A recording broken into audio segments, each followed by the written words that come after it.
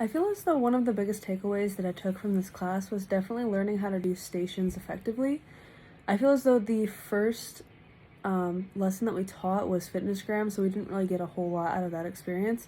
However, the second two lessons that we taught, the first one was body composition, and we decided to do stations kind of last minute, and I noticed that my group was very kind of bored and not really into what we were teaching, and it was kind of more laid back. I had them sitting on the floor, we were just talking, and I feel as though they weren't really into it. They weren't, I think they got a lot out of it, but I think that there would be a more engaging way to complete that activity.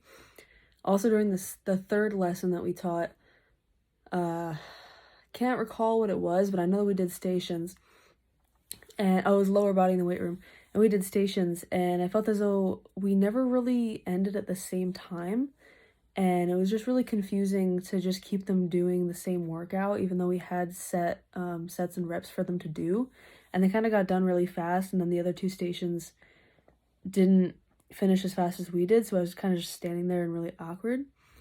Another thing that I think I took away was being able to collaborate and listen to others.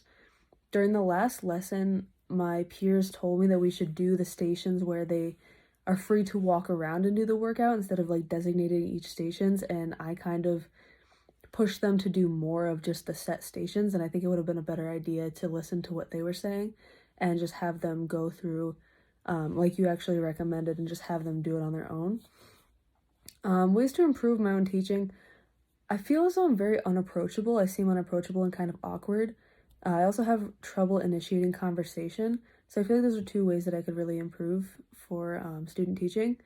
And another thing would just be like being more optimistic and smiling. And even if it's 7 o'clock in the morning and it's the first period class, just really making sure that they're engaged and excited to be there.